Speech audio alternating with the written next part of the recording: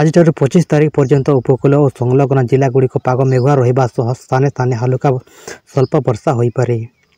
22 ଓ 23 ତାରିଖ ବର୍ଷାର ସମ୍ଭାବନା ଅଧିକ ରହିଛି ବୋଲି ବରିଷ୍ଠ ପାଣିପାଗ ବିଜ୍ଞାନୀ ଡକ୍ଟର ସୁରେନ୍ଦ୍ରନାଥ ପଶୁପାଲ କହିଛନ୍ତି। ଡକ୍ଟର ପଶୁପାଲଙ୍କ ଅନୁସାରେ ଆସନ୍ତା 22-23 ତାରିଖ ଦିନର ସର୍ବାଧିକ ତାପମାତ୍ରା 2ରୁ 3 ଡିଗ୍ରୀ ସେଲସିୟସ୍ କମିବା ସମ୍ଭାବନା ଥିବାବେଳେ 23ରୁ 25 ତାରିଖ ମଧ୍ୟରେ ରାତି ତାପମାତ୍ରା 2 ଡିଗ୍ରୀ ବଢ଼ିବ।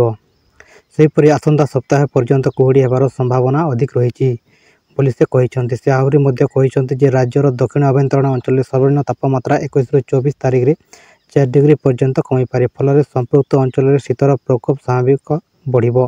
ତେବେ 25 ତାରିଖ ପରେ ଶୀତର ପ୍ରକୋପ ଧୀରେ ଧୀରେ ହ୍ରାସ ପାଇବ ବୋଲି ସେ କହିଛନ୍ତି।